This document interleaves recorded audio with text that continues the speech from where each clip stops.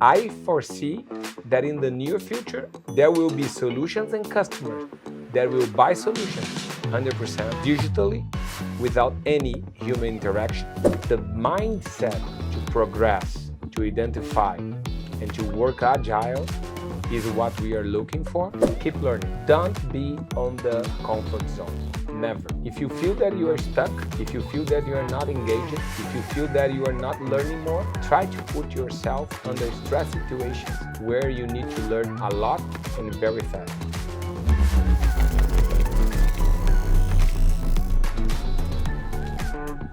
Hello everybody!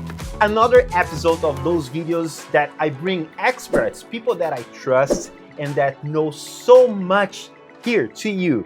Marcus, welcome. Amazing we are having this conversation finally. Super, Pedro, thanks. First of all, thanks for inviting me and having me here. So I'm super excited about it. We've been talking about digital transformation for a long time. Now we look into digital becoming part of the go-to-market strategy for most organizations. But in generic terms, what is digital and how every organization can embrace it in their go-to-market? Super. So digital nowadays is not anymore a nice to have. It's a must have. And you need to feel digital within your process to leverage your business in the news to reach new heights. That's the truth. So digital is how you packet the process, automate it, leverage technology to be more cost effective and reach new markets. How you do that? You need to plan, you need to adapt and bring new mindset to your organization. So it is about processes, technology, and people. Wait, we're talking about B2B. And historically, B2B is a relationship-driven environment.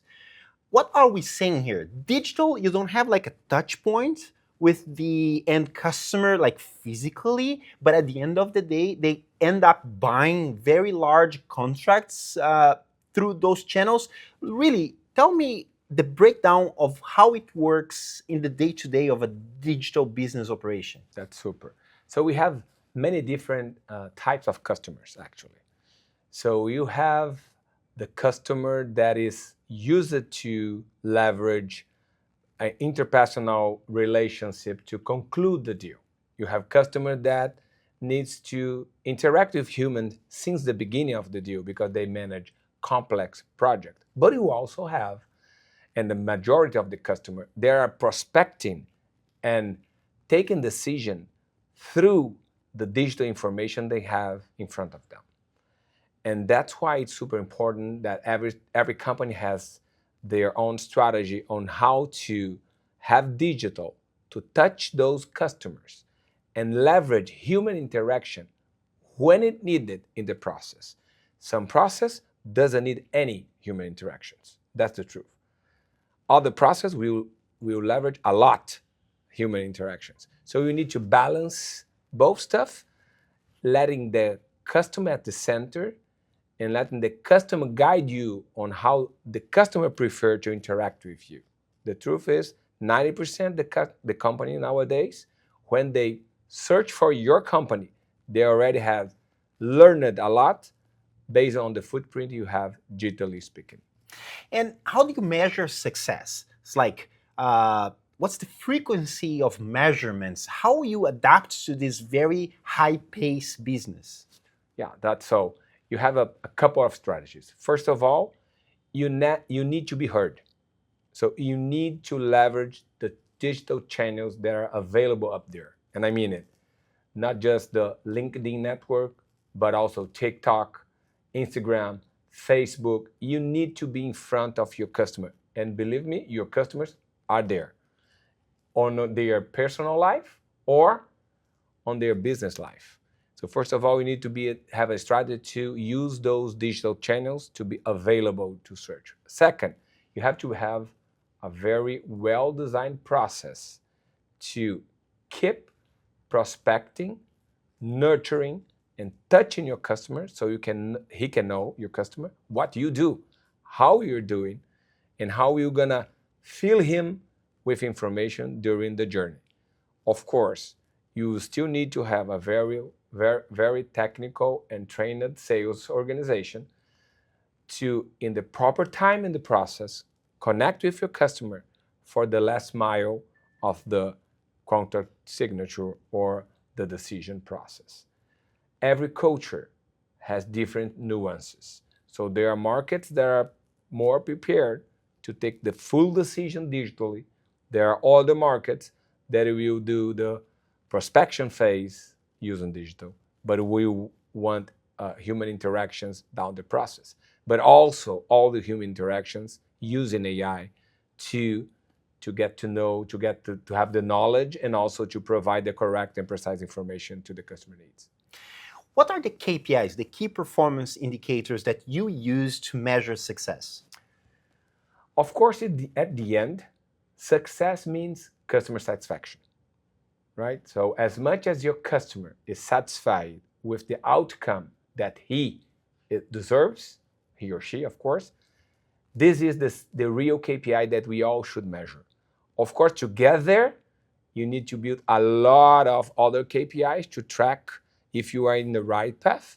Since when you put yourself available for customer interactions, so the page views, how he touches or interact with the material you shared, the events, but also the pipeline your force is generating, how the pipeline is being tracked and matured, and at the end, the number of projects that you put live and customer, and how you measure the outcome that the customer was willing to have before they bought the project, but also they are measuring after they acquire it. So if you put your customer first at the center of your decisions, digital will leverage your current process and organization, because customers are there willing to develop their process, needing help to transform digitally.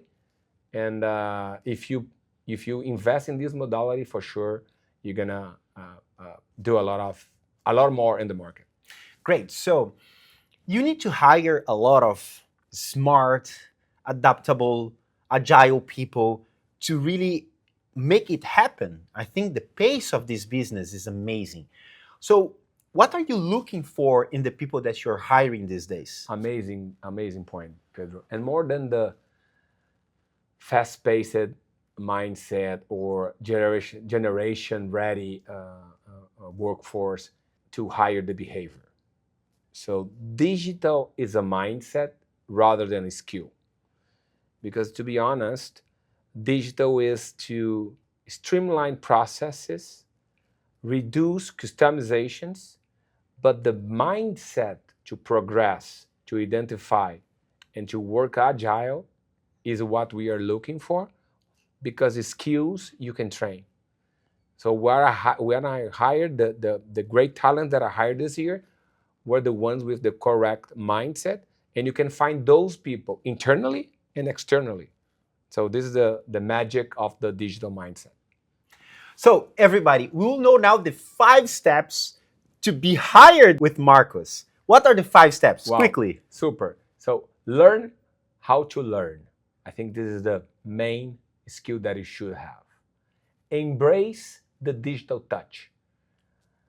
Create your footprint digitally. So if you want to be a digital professional, you need to have a digital footprint. That is something that we are building here that you can build in your computer at home. So think about it. Create content. Third, define your domain of expertise. So be an eminence in the topic that you are willing to invest and cover.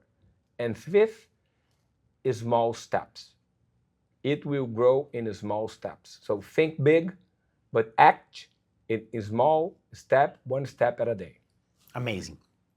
Now we are going to talk about artificial intelligence in go-to-market strategies. Marcus, are you using artificial intelligence in your processes? Every day, Pedro. Really? Yes, every day. I cannot nowadays pass one day that I don't use artificial intelligence, even in my professional life or personal life. I'm using all the time. Wow. So let's go beyond the generic, and the cliche of responsible, all those things. We know already that AI should be ethical and all those good stuff. But we want to know the practicality.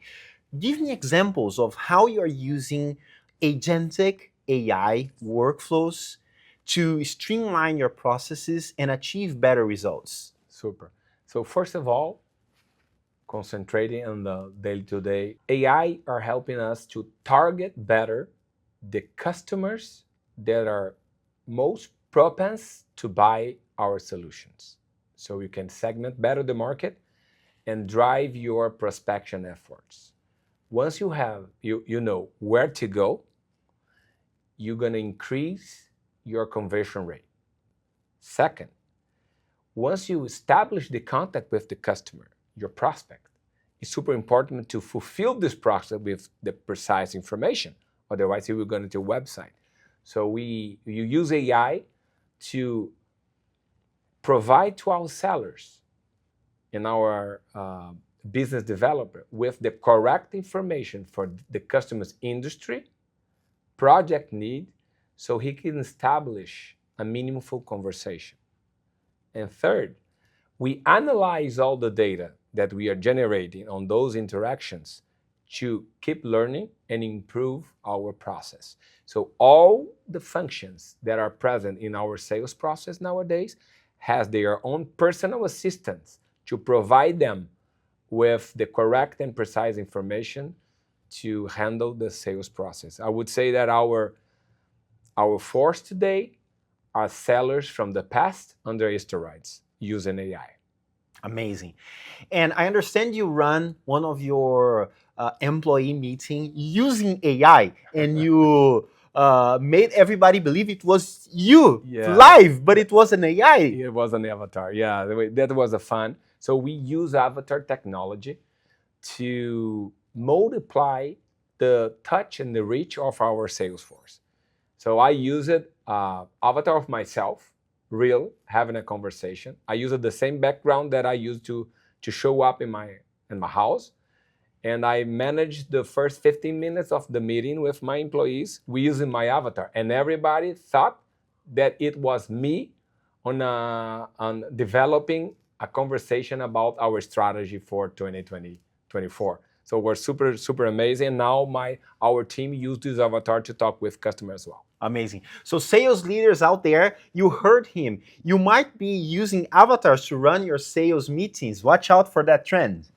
Now, Marcus, do you really believe it will be possible to use avatars to sell, to bring the content using the video format like what we are doing here to customers that will understand the value proposition and will make a decision? Do you see a scenario of that happening in a daily basis?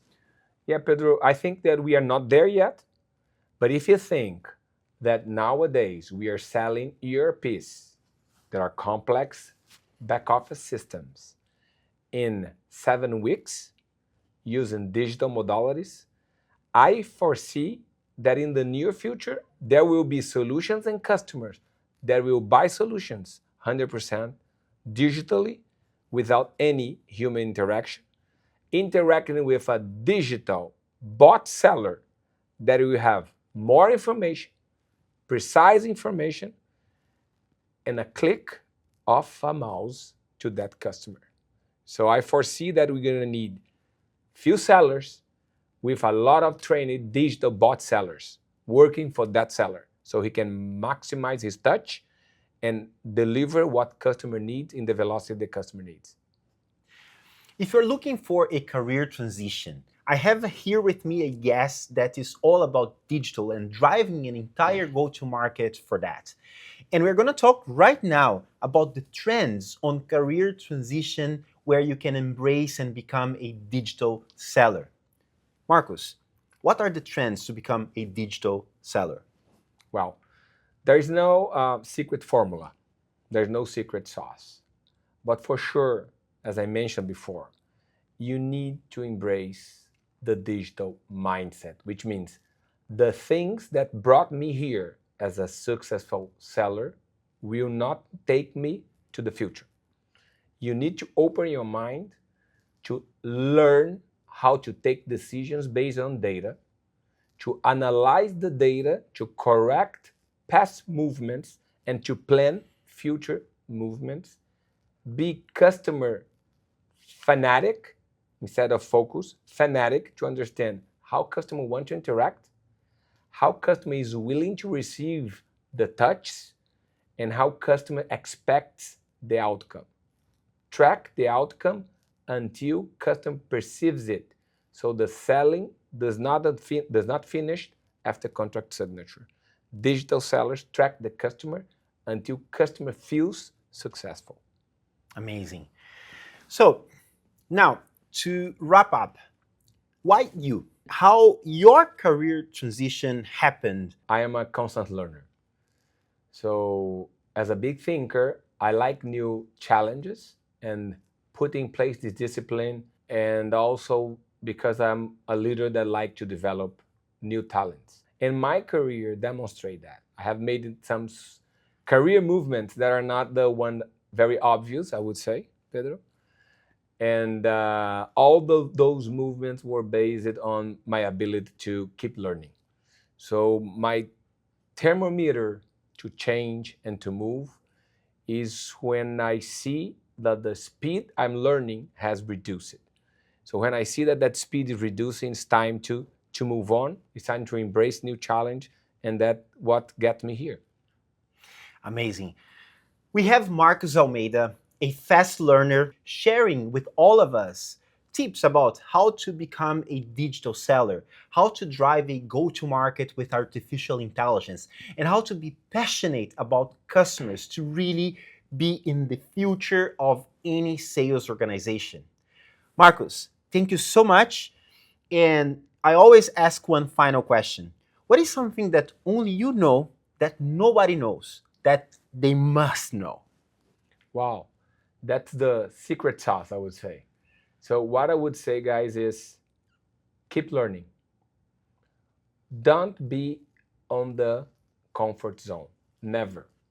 If you feel that you are stuck, if you feel that you are not engaged, if you feel that you are not learning more, try to put yourself under stress situations where you need to learn a lot and very fast. If you do that, I'm assure you that you leave that experience bigger and better. That's it, everybody. Marcus Almeida here with me, one of the greatest leaders we have at SAP, a person that I admire a lot.